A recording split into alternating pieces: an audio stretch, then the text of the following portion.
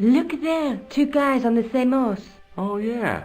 Maybe they couldn't afford one each. What of it? Have you ever heard of the Knights Templar? Their official seal was an image of two knights sharing a horse.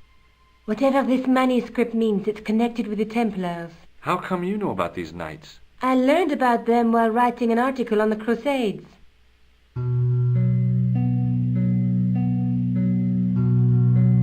This guy, named Hughes de Payen, arrived one day at the court of King of Jerusalem.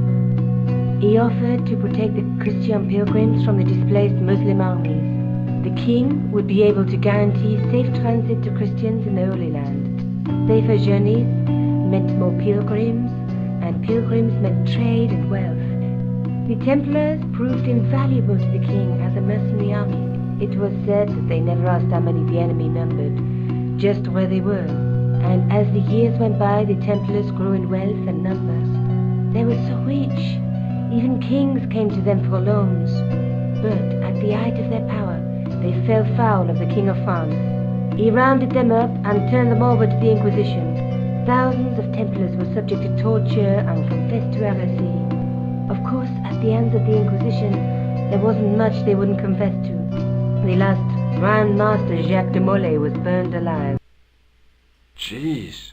So the treasure is hidden, waiting to be discovered? If there ever was a treasure, it's been lost for 600 years. Anyway, we're supposed to be investigating a serial killer, not a medieval treasure trove. But maybe that's what the clown and his accomplices are after. Maybe this manuscript is the key. You'd better leave it here for safekeeping. Let's take another look at the manuscript. Oh, okay, so we can actually look at it now. My understanding is that that history that she just described was fairly accurate, minus the there's buried treasure somewhere. And I don't know why that cutscene didn't have any subtitles, so if you had trouble understanding her, I apologize. Look there, two guys on the same horse. Yes, I believe that symbol came because the Templars originally were to take a vow of poverty, and so they couldn't afford to have enough horses for the men. I think that's why. Let's see. There's a guy with a sword and a bull. The only mythological bull I know of is the Minotaur, but he was only half bull. I don't think I'd like to be half a bull, even if it was the bottom half. What's that object between them? It looks like a gem on top of a tripod. Okay, gem on tripod. A knight with a crystal ball. Now, there's something written on the scroll beside the knight. Yes, but it's written in Latin. Per disciplinam mea lux videbis. By my teachings, you will see the light. You speak Latin? Where did you learn a trick like that? A trick? I studied law, okay? I can read Latin. My, you're touchy. Tell me that again.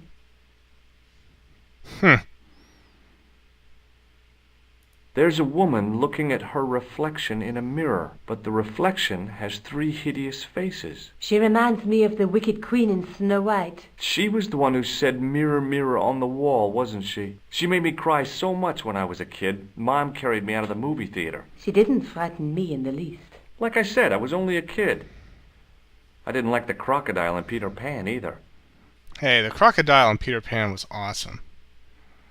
There's a guy working on a loom. He's weaving a carpet or a tapestry. Or a duvet cover. It's a clue to a place, I reckon. Somewhere famed for weaving and ships. Where folk live in barrels? It beats copper boxes. Let's face it, we need help, George. Someone who knows about these things. Who do you suggest? Indiana Jones? I know a guy who specializes in medieval studies. His name is Lobinel. Huh.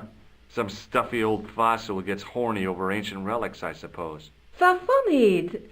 Andre isn't the stereotypical professor you have in mind. Where can I find this Lobino guy? At the Krön Museum. I'll give you the address. Oh, why can't Nico go? I'm tired of playing as George. Let's take another look at the manuscript. Oh, okay, so just go back to this screen. How do I get back out? Crap. There's a woman, but the Yeah. then through Da-da-da-da. Okay. That's annoying. You have to look at everything before it'll let you go back to this screen. Well, anyway. Okay.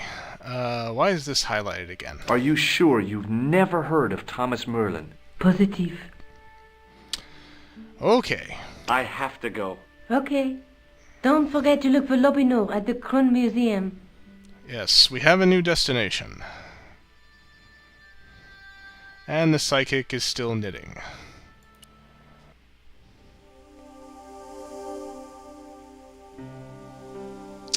Yeah, here we go.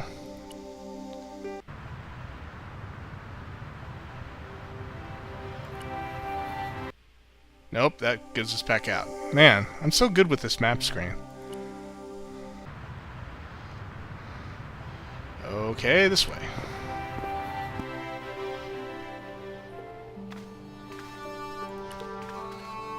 A metal rod attached to the wall was connected to the window.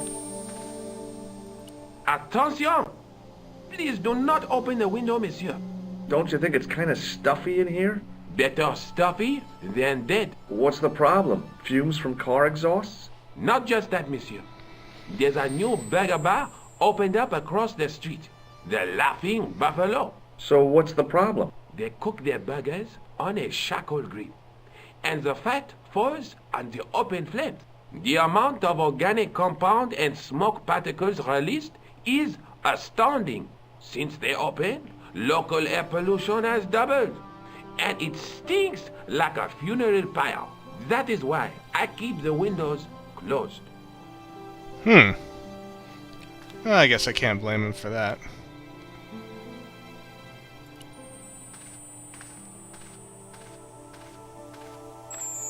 In the case was a spindly tripod, blackened with age and pitted with rust. It was identical to the tripod pictured on the manuscript. A notice identified it as 15th century from Western Ireland. It had been found in Lochmarne at the site of a Knights Templar preceptory. Ireland! What's that? This tripod was found in Ireland. I will have to ask you to keep your voice down. I'm sorry, I was excited. Oh, George, what are we going to do with you? As I reached toward the display case, a shrill piping filled the air. I froze, then tried to get myself together and act nonchalantly. No, monsieur. No, no. Okay. Okay, we're going to have to get rid of the guard, obviously. The totem pole looked distinctly out of place in the setting of the museum. Watch out! You will have that down on top of us! Okay, so this probably has to fall down to smash the case. It was an ancient Egyptian sarcophagus with a beautifully painted effigy of its owner on the lid.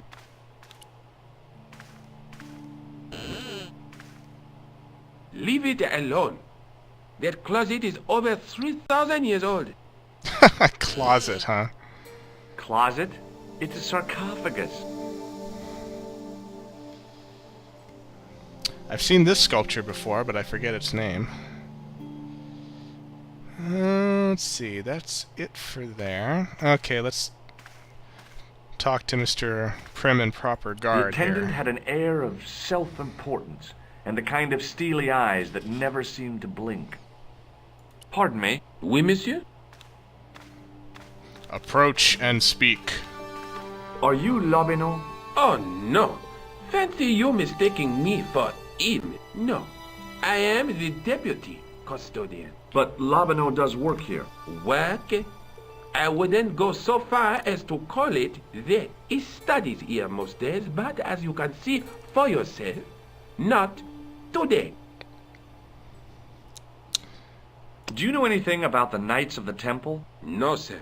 not a sausage. The sign on the tripod says it was found at a Templar preceptory. It does? Yeah. It doesn't mention John Dee at all. Most remiss. You don't know anything about the tripod, do you? No, I don't.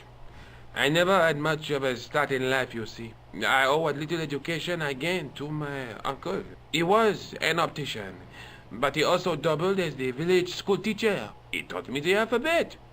Wait, 19 letters of it. The bottom row of the chart was too small even for him to read. So he left them out. Why don't you start over and enroll for adult education? You know, I never thought of that. Do you think if I studied art and did all my homework, I could be a professor of history? At your age? Dream on.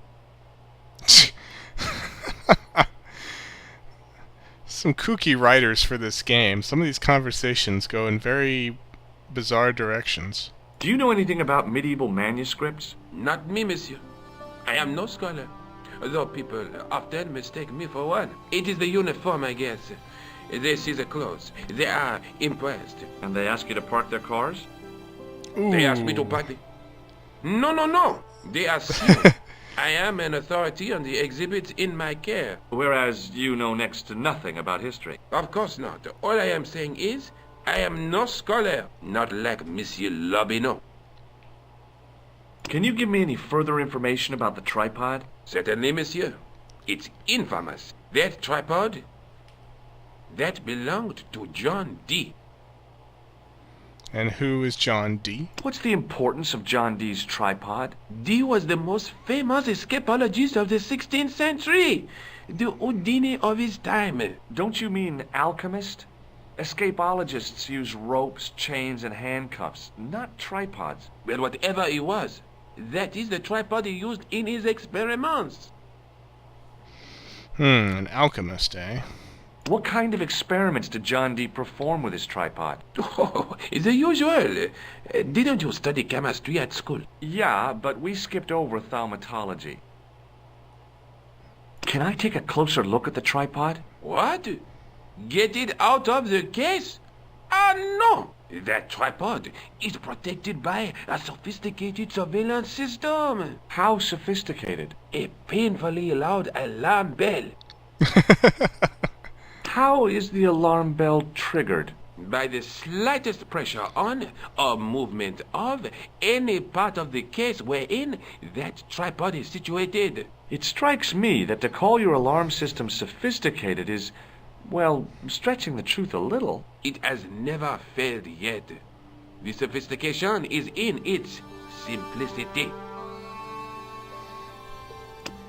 What does this tool mean to you? That belongs in a museum.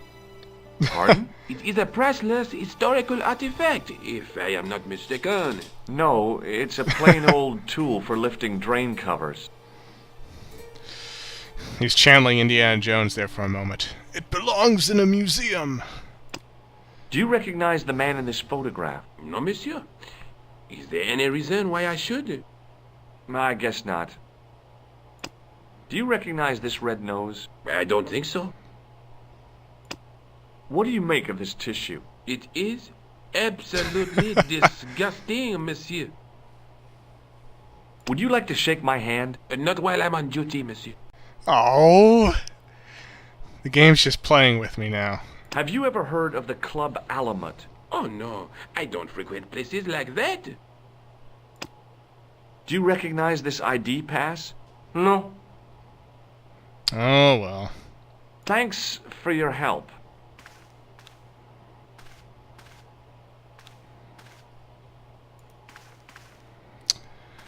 Alright. I guess time to get clever somehow. Nope.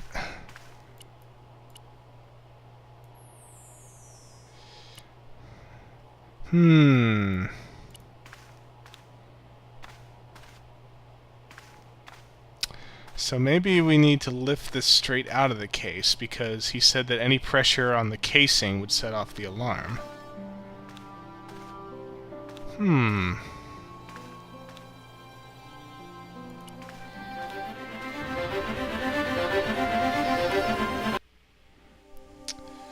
else can we go? Police, the cafe. Let's just go counterclockwise and see if anything's changed.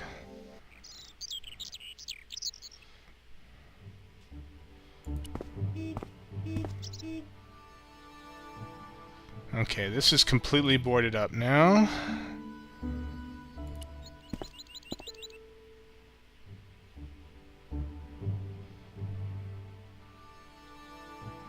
I don't remember seeing anything else in the sewers.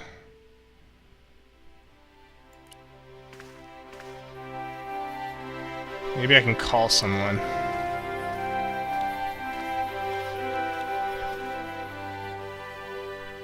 Nope.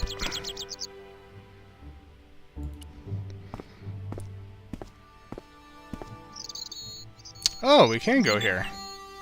Let's see what this guy has to say now. Hi there, remember me? Ah, Mary, Inspector. Have you found him? Who? The man in the sewer, of course. I'm, sifting through the evidence. Rather you than me, monsieur. So, when you are not exploring sewers, what do you do? I take a lot of showers. Oh, very good, monsieur. A policeman with a sense of humor. Oh, I don't have actually any options with him? Hi there, remember me? Huh? Who? I'm... So, I take... Oh, apparently not. Ah, what the hey.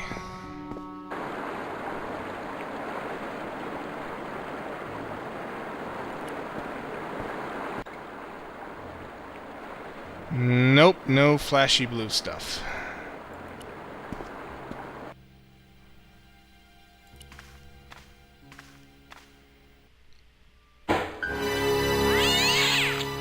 Ah, he didn't get me this time.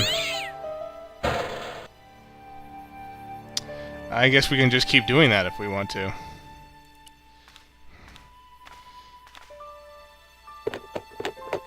There was nothing of interest. I love the tone of his voice on that one.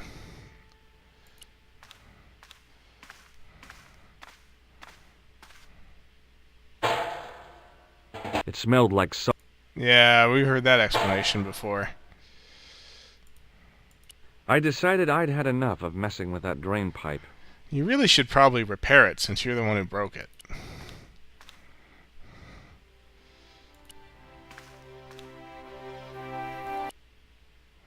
Let's see, how about the Rougerie?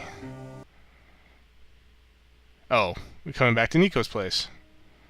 Hi, I've been to the Kroon Museum. Did you speak to Lobineau? No, he wasn't there. Well, darn.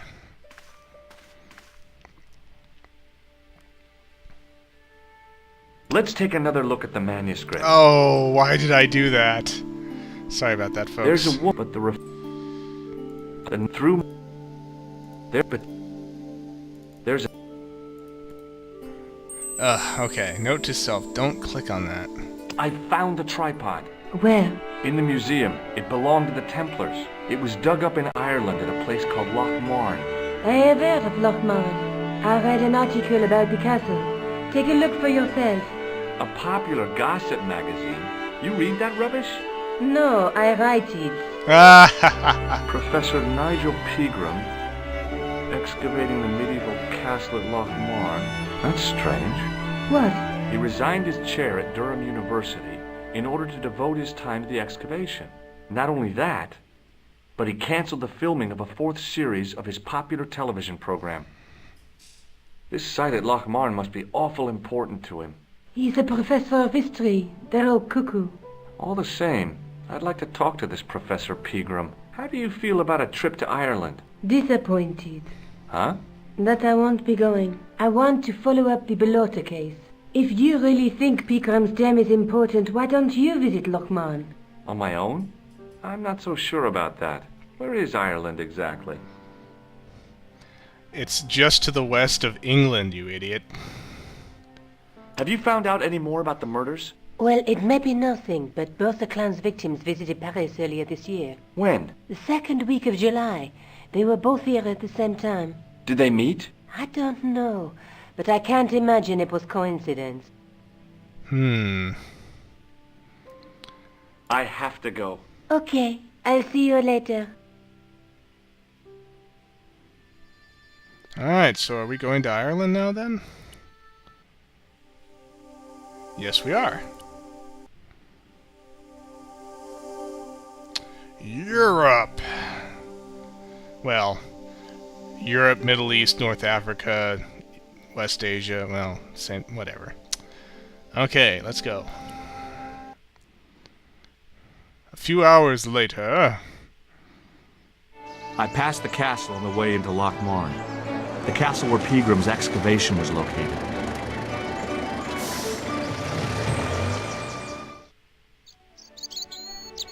Well, that was a quick establishing shot.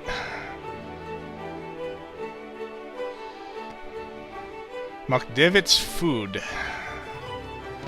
It was a trap door in the sidewalk. Apparently, you see a lot of those in Ireland. It was a featureless plastic box firmly attached to the wall of the building. The lad was doing his best to express his adolescent aggression. His effort was somewhat diminished by the fringe of milk on his lightly feathered upper lip. Oh, I guess he's hoping that's milk.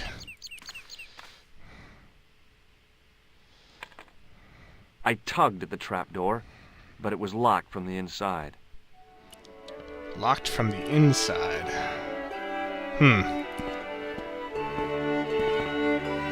I tugged at the plastic cover, but it didn't move.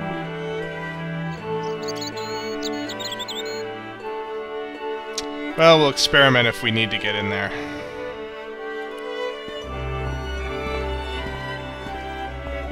Hi there. What? What's your name, kid? Who are you calling kid? Who the hell are you? I'm George Stobart, and I'm with the good guys. You're a head case, mister. A few sandwiches short of a picnic. Cut the crap and tell me your name. Liam McGuire. What are you doing hanging around the bar, McGuire? I'm on the run. From me dad. Why? Did you do something bad? I ain't done nothing, boss. You can tell me, kid. Is it your dad? Oh, sir. He drinks. Every last penny. Down his evil throat. And there's me poor old mother. Bedridden and dying of presumption. I tried to buy her medicine. Chopped firewood for Father Mahoney till me fingers bled. The old skinflint cheated me too. But I took the pennies he gave me back home. Look, Ma, says I. See what your darling son has earned with his own sweat and blood. When suddenly, me dad appears and grabs the loot. I'm off to Dublin, heavy drinking, says he. Watch out till I get back. That's why I runned away. Something in the grin on his face told me he wasn't being strictly truthful. Compared to him, Huckleberry Finn was a candidate for Altar Boy of the Year. Yeah, seemed a little bit too sob story-ish. What can you tell me about the castle, McGuire? What do you want to know? Well, can I get inside? No, it's locked up. Does anyone live there? No. Only, what do you want to know? Oh, nothing. You know something about the castle you're not telling me, don't you? No. What is it you're covering up? Is it something you're scared of? I ain't scared of nothing. I'll give you one last chance to tell me about the castle. Oh, yeah? And what if I don't? Then I'm taking you back to school. Oh, there's a ghost. It's called the Phantom of Loch Marne. How original. Is it just me, or does he look like a middle-aged man and not actually a teenager? You're not telling me you believe in ghosts, are you? Mister, I seen it with me very own eyes. Last Tuesday night, I went up to see what that dig was about. I just reached the top of the wall when I hears this awful noise. What sort of noise? A horrible snuffling and snorting, like O'Brien's pig, only worst. It was coming from inside the castle. Dun dun dun. Did you find out what was making the noise in the castle? No fear. I just sat there on the wall like Humpty Dumpty. The moon was cracked and greasy like an old dinner plate. The yard was full of shadows. I could have been hiding anything. I would have gone home, but me legs had lost their stuffing. Did you get to see the ghost? Indeed I did. And a fearsome sight it is too. I sat on my arse, waited while the moon went down. Then out it comes from the shadows, all grey and tattered and hunched over like an old bent willow. Then I hears this spluttering and splashing and horrible laughter in the dark. I was so scared. Why, I fell off the bloody wall. I'm sure there's a rational explanation for what you saw at the castle. There is. The bloody place is haunted. Have you seen a guy dressed as a clown? Here in Lochmarn, they all dress like clowns. The man I'm looking for is a dangerous psychotic. Jesus. It's just like that film I saw. There's this clown, see?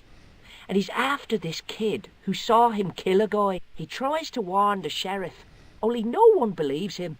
Then, while he's in the tub, the clown cuts him up with a chainsaw. My God, that doesn't sound suitable for a kid like you. Who are you calling a kid? I'm 25. Yeah, right. You're not a day over 14. Oh no, it's 25 that I am. Married with a car and 3 kids. 10 kids if you count the wives. Do you know a man called Pegram? Can you describe him like on the telly in the cop shows? He's an English archaeologist. I know the man you mean if he's the one. Can you tell me where I'd find Pegram? No, I can't, 'cause he's not here now, but if I sees him, I'll ask him.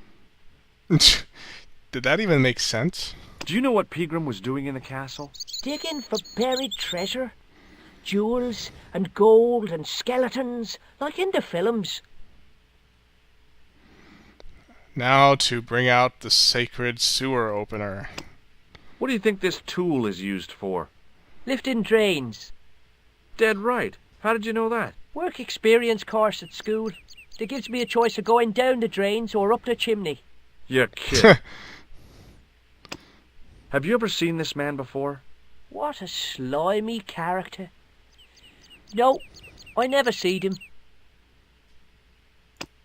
Have you ever seen anyone wearing one of these? Sure. Rudolph the Red-Nosed Reindeer.